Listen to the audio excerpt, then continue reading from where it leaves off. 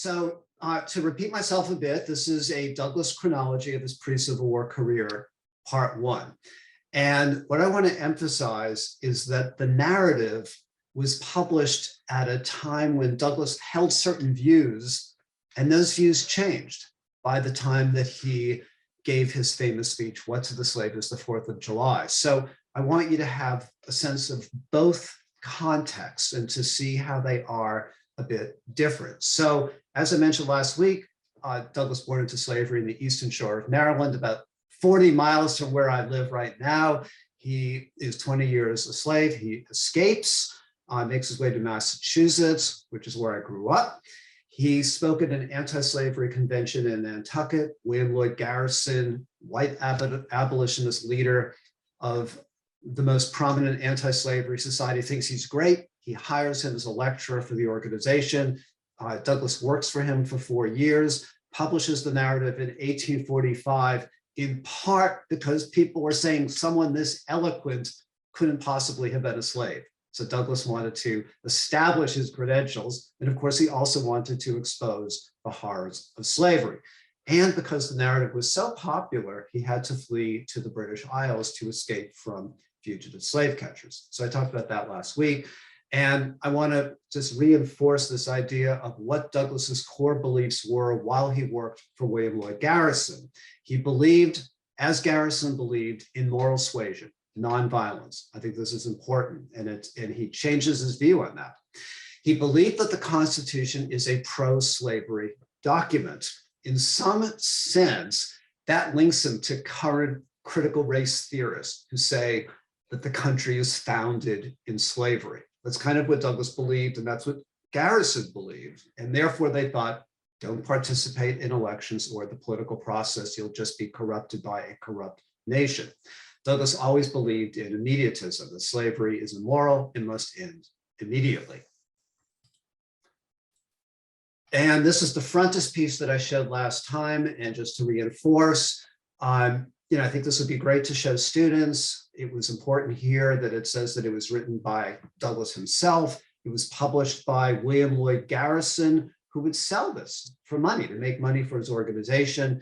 And as I mentioned last time, and again, I think this is a really good teaching point, Douglas took pains to have himself presented in certain ways, whether it's through an engraving or a photograph. So in some ways, I see him as the author of this narrative, but also the author of this engraving. This is what he wanted. He wanted to look civilized. He didn't want to look like the stereotype of the Black savage, and he wanted to look really serious.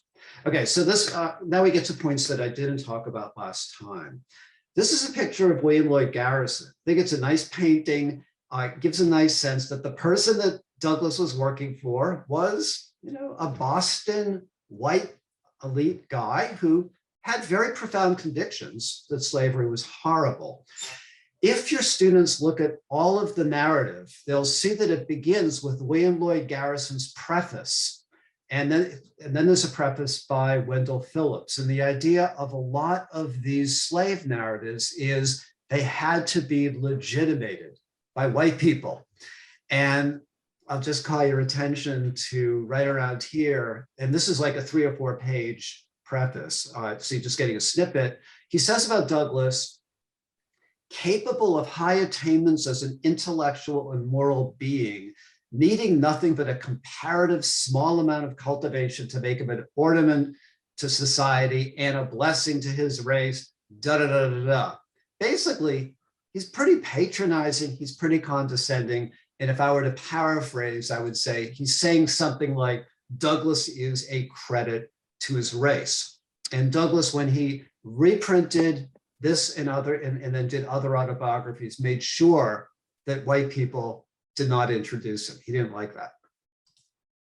After you get the prefaces by Garrison and Wendell Phillips, you get this opening paragraph, which I talked about last week, so I'm not going to say much more about this.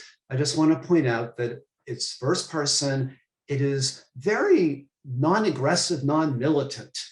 He's trying to get white people to sympathize with him, to understand, the the problems that he's facing. And he starts out with the problem that he doesn't know his age. What he doesn't do is say, you white people are devils, and how could you enslave Black people, et cetera, et cetera. So a lot of the narrative, he's trying to pull white readers in so they sympathize with him. And eventually he's going to use violence, some violence. But I think at that point, a lot of white readers would have been with him. I didn't mention this last week, but these are two very prominent works by Black writers from the period. David Walker says to his fellow Blacks, kill or be killed. Henry Highland Garnett says to the slaves of the United States, let your motto be resistance, resistance, resistance. These are powerful works. And I want to just point out that Douglass, because he's writing for white people in the Northeast, takes a very different route with rhetoric. He's inviting people in, he's inviting people to sympathize with him. Okay, so I asked you to look at chapters 7 and chapters 10. I think they're very teachable if you want to just have a couple of selections from the narrative. Chapter 7 is when Douglass learns how to read and write. Douglass takes reading and writing really seriously. I find at the university level, it's good to remind my students that you can't take literacy for granted. It's important. So Douglass learns how to read and write in Baltimore, and the Baltimore setting is very important. And in slave narratives, there tends to be a movement from slavery to freedom. How do you get from being enslaved to being free? In Douglass's narrative, you could say one way is by learning to read and write, another way is by standing up to a slave overseer.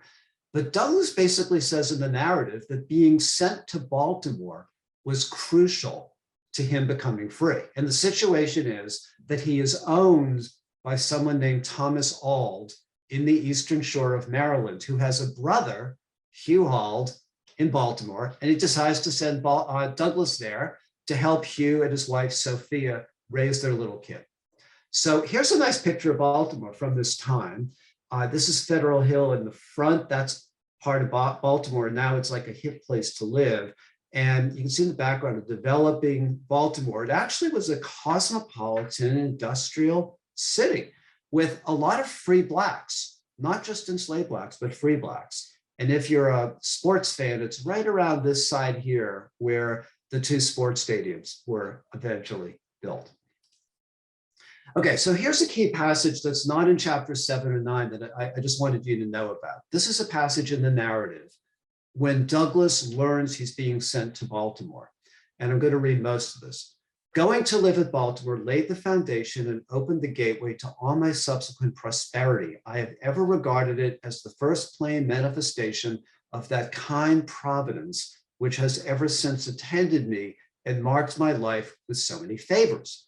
I may be deemed superstitious and even egotistical in regarding this event as a special interposition of divine providence in my favor, but I should be false to the earliest sentiments of my soul if I suppress the opinion. So this is from the end of chapter 5. If Douglass wasn't sent to Baltimore, I think the idea is he may not have learned to read and write. He wouldn't have interacted with free Blacks. And what I think is also important about this passage is that Douglass thinks that God is watching over him. There is a religious side to the narrative, a sense that he's doing something special and that God has Douglass as part of his plan. So if you read the whole narrative, and even the sections I'm going to show you or talk about, he sometimes presents himself as something like a Christ figure. And at the very end of the narrative, he presents himself as a Black Moses. So just to underscore, Baltimore, really important to Douglass eventually being able to get his freedom, because that's where he learns how to read and write. Okay, and then Chapter 7, I just have some things here that I call highlights and teaching moments, and I'll return to some of this in the final section of the presentation where I give assignments and we talk about the reading. But one thing that I think is worth emphasizing is that Sophia Ault, the wife, the sister-in-law of Thomas Ault, is willing to teach Douglas to read and write. And her husband, Hugh, in a famous moment in chapter 6, stops the teaching, which Douglas says reveals to him that power resides in language. Behind all this, I hear the story of Genesis. I hear the idea of the forbidden fruit of knowledge. Someone says, you can have that, Douglas wants it. The controversial thing here is that Hugh uses the N word in saying something like, if you give it, and then uses the N word, an inch, the want an L, or the want a foot. So right now it's kind of difficult to teach a passage like this, but I think it's worth telling your students, if you just look at chapter 7, that in chapter 6, the husband put his foot down and said, Douglas cannot learn to read and write. And Douglas says, now I knew the secret. Now I knew the secret. I needed to learn to read and write because that's power that's being kept from me. Douglas uses various stratagems to trick the white boys of Baltimore into becoming his teachers, offering them bread, things like that. I think students would find that fun to read about and talk about. And here I wanted to just mention what I think is a controversial part of chapter 7, and that is, after Douglas learns about the evils of slavery through reading, he writes in the narrative in chapter 7, I envied my fellow slaves for their stupidity. And what's problematic here is, why is he calling the slaves stupid? And are they really stupid? And I think they aren't, and I think Douglas knows that. And what I point out here, and this is a paragraph or two that you could share with your students if this comes up as an issue, is that in chapter 2, Douglas says he first learned about slavery's evils from slave songs. Quote, to these songs, I traced my first glimmering conception of the dehumanizing character of slavery, end quote. In other words, I learned about the horrors of slavery from illiterate people that I'm now in chapter 7 calling stupid. So it's a kind of problematic crux that I talk about when I teach the book at Maryland. Finally, very importantly, and I think there's a wonderful teaching opportunity here, Douglas reads the Columbian Orator and reads a text in the Columbian Orator that opens his eyes to the evils of slavery. And so here I have a picture of the Columbian Orator. It's a book about rhetoric, and it was really popular. It's first published in Boston, and it was everywhere. It was in the North and in the South. And at this time, it was illegal to distribute anti-slavery materials in the slave states. However, people wanted the Columbian Orator because rhetoric was big. Politicians like Calhoun and Daniel Webster were big on rhetoric. So this actually made its way to Maryland, and Douglas read it. And the thing that he said he learned the most from, and this is mentioned in chapter 7, is the dialogue between a master and slave. And here I give a link to it, but you just type it into Google and you can get it. And this is why I think it would be good to teach, and I'm going to return to this later. I'm going to show you the dialogue on screen, but it presents both sides in slavery. It has a master talking about why slavery is good, and it has a slave talking back to the master. And in Texas and elsewhere, we're told we're supposed to teach both sides. So it's kind of interesting in that regard. It shows how at a time of polarization, people on different sides can actually listen to one another. And I'm going to show you a little more of this in a second. And it shows an enslaved Black person changing the mind of a white enslaver through the use of rhetoric. So it obviously spoke very powerfully to Douglas as a rhetorician. And if I had number 4 here, I would say it's 3 pages. I mean, that's a good reason to teach it too. So I'm going to return to this, but I want to keep moving along. The other chapter I suggested that you teach is chapter 10. That's when Douglas rebels against the slave breaker Covey. Some of you may have taught this before. Again, I have highlights and teaching moments. I think it's really interesting the way Douglas develops an analogy between Douglas and the ox on the one hand and Covey and Douglas on the other hand. The ox resists Douglas. Douglas will eventually resist Covey, but not before he feels he's turned into a kind of animal like the ox. He says, behold the man transformed into a brute. So that's one thing you could talk about. There's then the famous apostrophe to the sailboats on the Chesapeake. And an apostrophe is either a direct address to someone who is not there or a direct address to an inanimate object. Here the address is to sailboats. It's a long, wonderful paragraph. And I just have the beginning here. Douglas is a slave looking out on the Chesapeake Bay and saying, you are loosed from your moorings and are free. I am fast to my chains and am a slave. And it goes on for quite a while with the use of that, you are this, while I am a slave. It's rhetorically very powerful. In terms of rhetoric, Douglas here and elsewhere makes use of chiasmus, where you basically, it's a trope where you reverse as if a mirror image the first clause, the second clause from the first clause. So you have seen how a man was made a slave, and now let's reverse it. You will see how a slave was made a man. And three other things I want to just highlight here. After being beaten by Covey in an especially violent manner, Douglas walks several miles to Thomas Auld's cabin and presents himself to his master. And it's like Douglas says, here I am, look at me. And there's this wonderful passage where he says, from the crown of my head to my feet, I was covered with dust and blood. My shirt was stiff with blood. My legs and feet were torn in sundry places with briars and thorns. And I want to emphasize two things about this that you could emphasize. The first is Douglas presents himself as a kind of Christ figure with the briars and thorns. But I think more interestingly, there's a double presentation. Douglas is presenting himself to Thomas Auld, who says, go back to Covey. I don't care what's happening. But he's also presenting himself to the reader. I mean, it's a powerful description.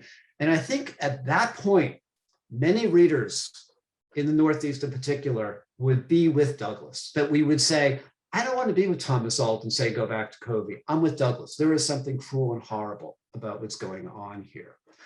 Then there's this interesting moment when Sandy, a Black person on the plantation, says, here is a magic root.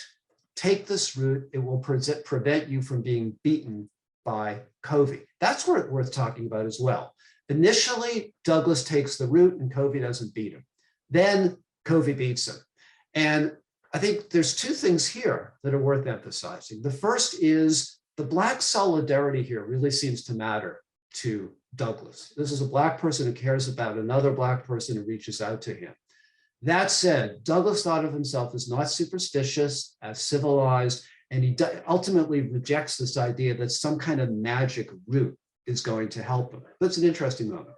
And then finally, I describe here Douglas's temperate resistance to Covey. And I want to just emphasize the word temperate. Douglas at this time believed in nonviolence. Douglas in this scene is using violence to resist Covey. But it's worth looking closely at the passage. At one moment, he describes kicking Covey, but overall, he's totally self-defensive.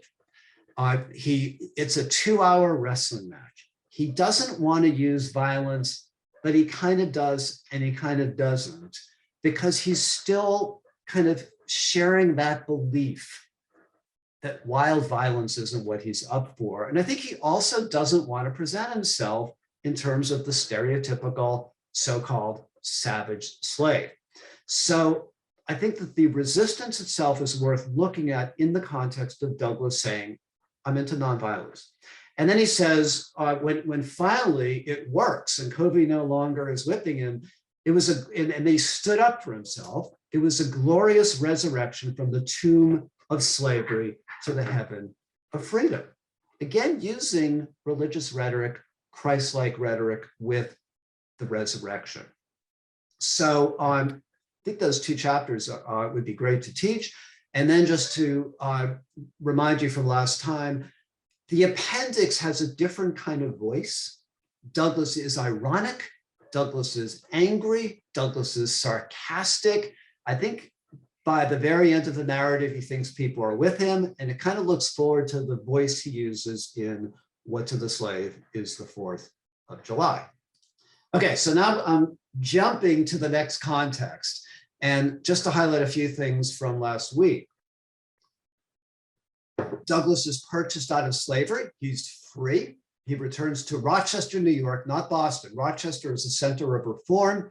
He establishes his own anti-slavery newspaper, the North Star. William Lloyd Garrison, the editor of The Liberator, a popular anti-slavery newspaper, is furious about the competition, but Douglass wanted Blacks having a voice in a newspaper. In 1850, Douglass formally breaks with Garrison, in part because of the Compromise of 1850, which strengthens the fugitive slave law. And Douglass adopts a more militant politics, and I'll say a few more words about this in a second. 2 years later, he delivers What to the Slave is the 4th of July at Rochester. 3 years later, he publishes his second autobiography, My Bondage and My Freedom, with a short version of What to the Slave is the 4th of July. And last week, I talked about the Dred Scott case and John Brown, and I'm going to skip over that for this meeting.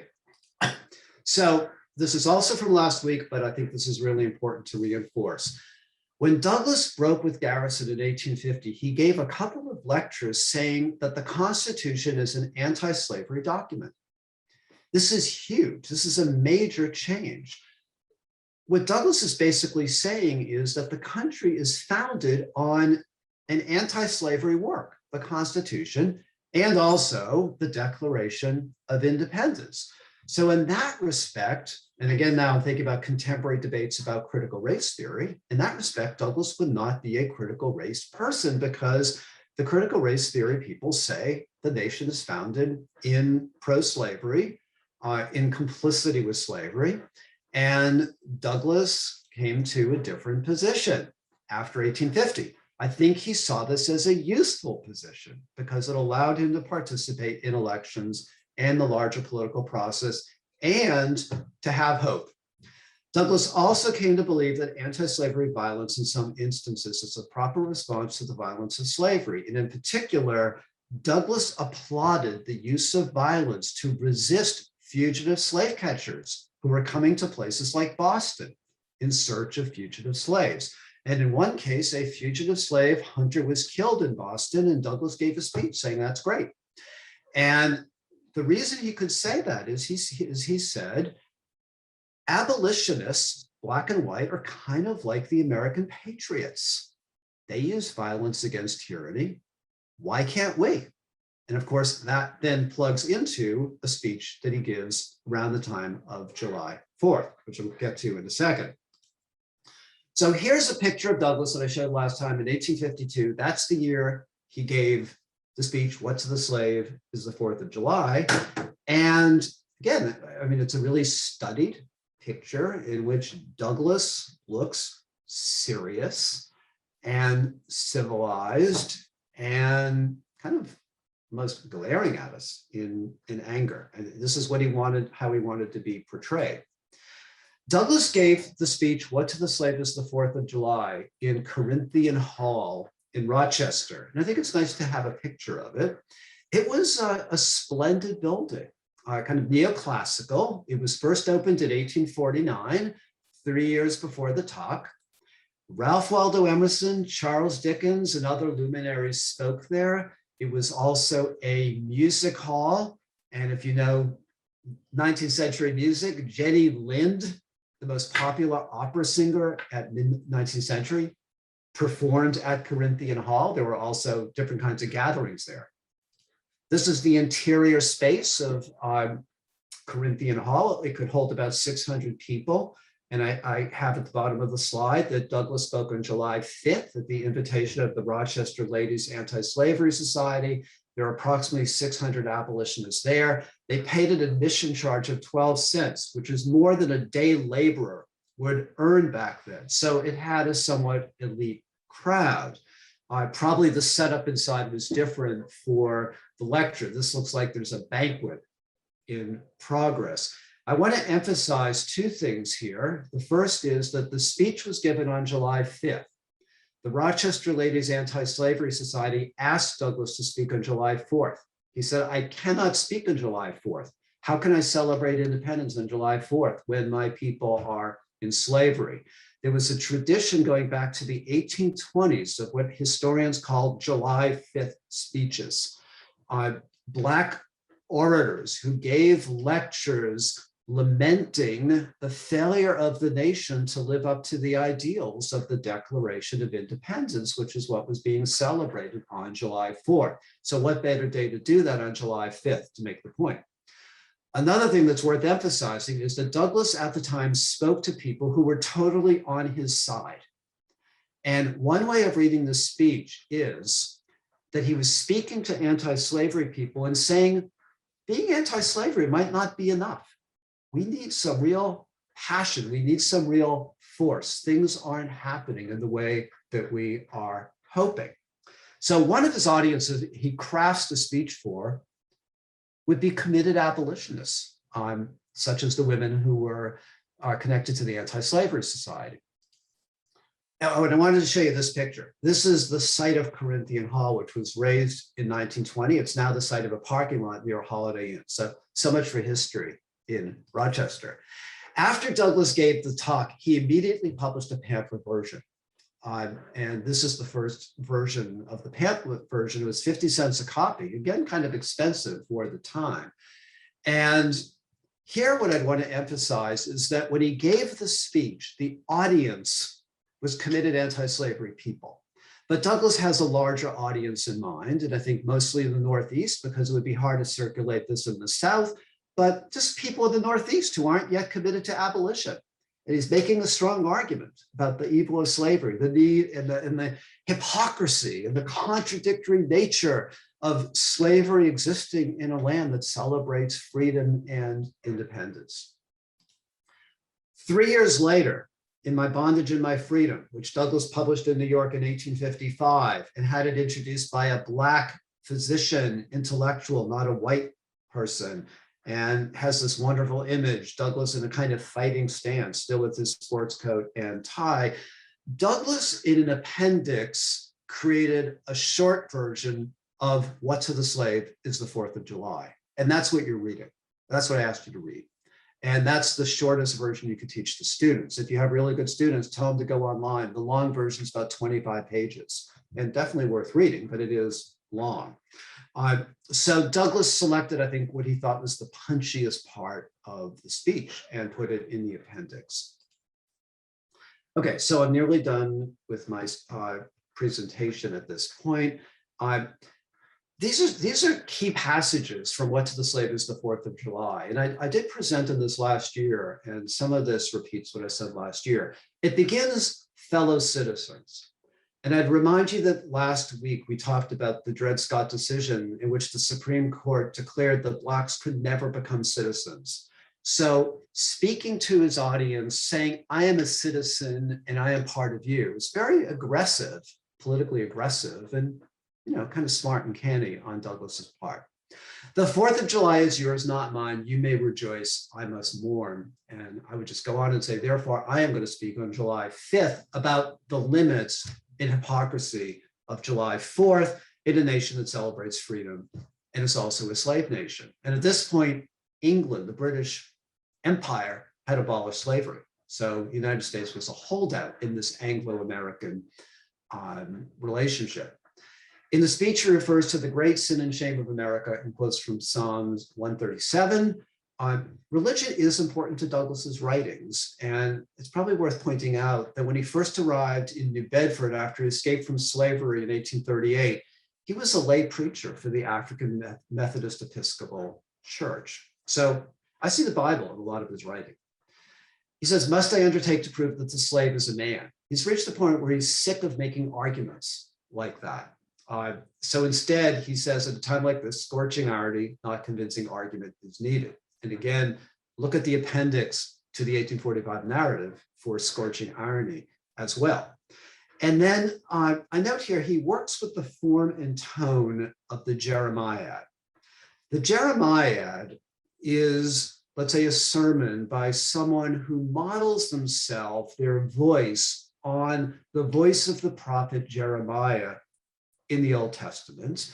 And the idea is that there's prophetic judgment, but a call for rejuvenation, a call for regeneration, a call for change coming from the prophet. And some of you may have seen the new biography by David Blight, Frederick Douglass, and in the subtitle, he has the word prophet. So Blight similarly makes a case that Douglass often spoke in a prophetic sort of tone. And this is the conclusion of the 1855 version of What to the Slave is the 4th of July. I'm not going to read all of this, but I think in the current climate, this is hard to teach, even though it is something that Texas teachers are encouraged to teach, because he is so critical of America. What to the American slave is your 4th of July? I answer, a day that reveals to him more than all other days in the year the gross injustice and cruelty to which he is constant victim. To him, your celebration is a sham, and it goes on and on and on. At the end of that paragraph, there's not a and it's wonderful repetitions.